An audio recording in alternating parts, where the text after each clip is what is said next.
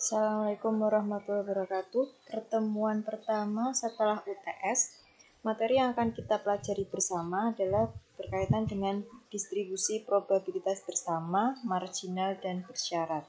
Jadi materi ini akan nyambung dengan materi-materi yang sudah teman-teman dapatkan sebelumnya. Kita review sedikit berkaitan dengan pengertian dari variabel random atau variabel acak. Merupakan variabel yang nilainya ditentukan oleh kesempatan atau variabel yang dapat bernilai numerik yang didefinisikan dalam ruang sampel. Nah, variabel acak sendiri dibagi menjadi dua, ada yang disebut dengan variabel acak diskrit dan yang kedua adalah variabel acak kontinu. Variabel acak diskrit ini merupakan hasil perhitungan. Misalnya jumlah mobil yang terjual dalam 1 minggu. Kalau jumlah mobil itu kan pasti nilainya bulat ya. Jadi hasil perhitungan ini dilihat dari gampangnya bisa kita lihat dari angkanya yang bulat. Misalnya hari Senin 7 mobil, hari Selasa 8 mobil, hari Rabu 0 mobil dan seterusnya. Nah, itu yang menjadi variabel random atau variabel acak diskritnya. Kemudian kalau yang variabel acak kontinu ini merupakan hasil pengukuran. Gampangnya kalau mau kita lihat itu ciri-cirinya angkanya merupakan angka desimal yang ada komanya. Jadi misal kayak variabel acak tinggi badan siswa misalnya atau berat badan itu kan bisa bernilai misalnya 150,5 cm atau misalnya 49,8 kg. Nah, itu yang merupakan contoh dari variabel acak kontinu. Gampangnya seperti itu. Kita review dulu sedikit berkaitan dengan variabel acak atau variabel random. Pengertiannya adalah variabel yang nilai-nilainya ditentukan oleh kesempatan atau variabel yang dapat bernilai numerik yang didefinisikan dalam ruang sampel. Variabel acak sendiri ada dua jenis. Yang pertama adalah variabel acak diskrit. Variabel acak diskrit ini merupakan hasil perhitungan. Nah, gampangnya karena merupakan hasil perhitungan, variabel acak diskrit ini sifatnya diskrit atau dalam angka yang bulat. Misalnya penjualan motor dalam 1 hari.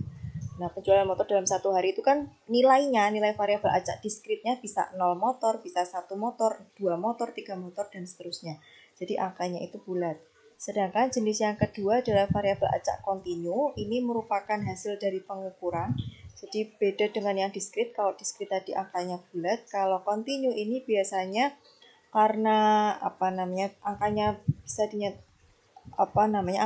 dinyatakan dalam desimal koma, maka biasanya variabel acak kontinu ini dinyatakan dalam suatu rentang nilainya atau dalam suatu range. Misalnya tinggi badan antara 150 sampai 155 misalnya, atau berat badan antara 40 sampai 45 kg. Jadi nilainya itu berada dalam rentang.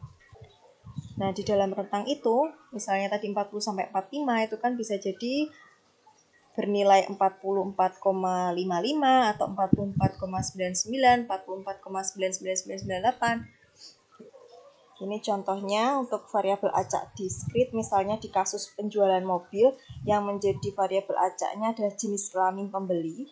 Maka di sini variabel acak yang mungkin bisa 0 jika wanita, 1 jika pria. Kalau tadi kan saya memberi contohnya variabel acaknya kasusnya penjualan mobil, variabel acaknya jumlah mobil terjual.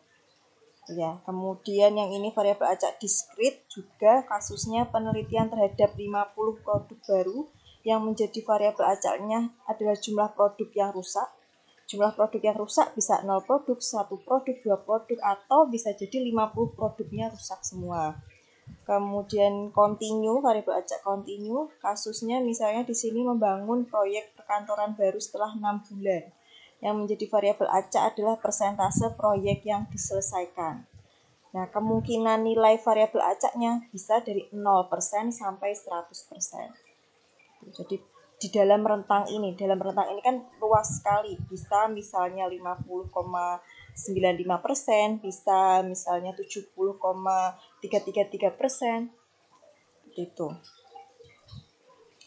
Kemudian tadi itu adalah variabel acak. Yang selanjutnya distribusi probabilitas. Ini nyambung dengan variabel acak ya, sebuah daftar dari keseluruhan hasil suatu percobaan kejadian yang disertai dengan nilai probabilitas masing-masing hasil atau event. Distribusi probabilitas juga dibagi menjadi dua, distribusi probabilitas diskrit dan kontinu.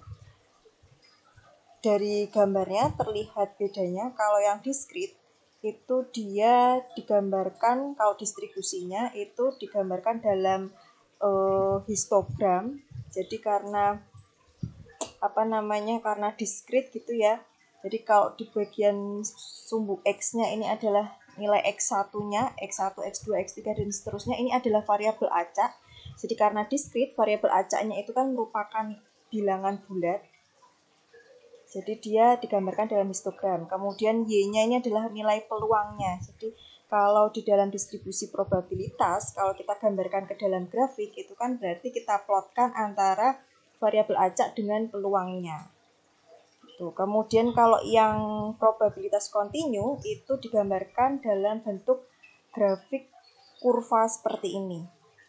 X itu menunjukkan variabel acaknya, Fx atau Px ini menunjukkan peluang atau probabilitasnya. Prinsipnya sama dengan yang diskrit.